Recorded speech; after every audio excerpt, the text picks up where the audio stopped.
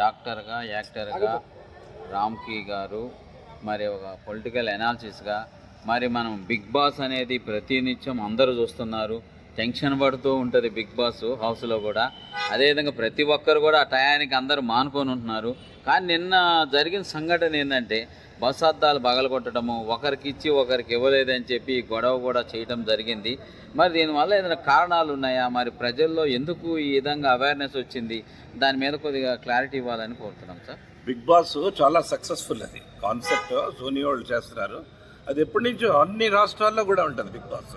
మన చిరంజీవి గారు చేశారు, నాగార్జున గారు చేశారు, తర్వాత కన్నడలో అయితే రాజ్ కుమార్ గారు, పునీత్ రాజ్ కుమార్ చేశాడు.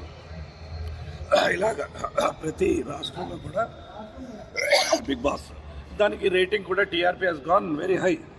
సో దానివల్ల ఇలాగప్పుడు ఒక ప్రోగ్రాంలకు వెళ్ళిన తర్వాత, రియాలిటీ షోకి వెళ్ళిన తర్వాత ఓటమి గెలుపులు ఉంటాయి దేనికైనా. ప్రతిసారి నేనే రావాలంటే అది అవ్వదు. అది జనాభా వాళ్ళు రేటింగ్లను బట్టి వాళ్ళకి క్లారిటీ ఇస్తారు.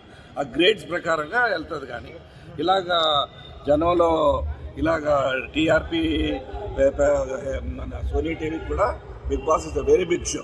Not only here, all over world, all over India. ప్రతి రాష్ట్రంలో ఆ యొక్క సూపర్ స్టార్స్తో చేస్తారు.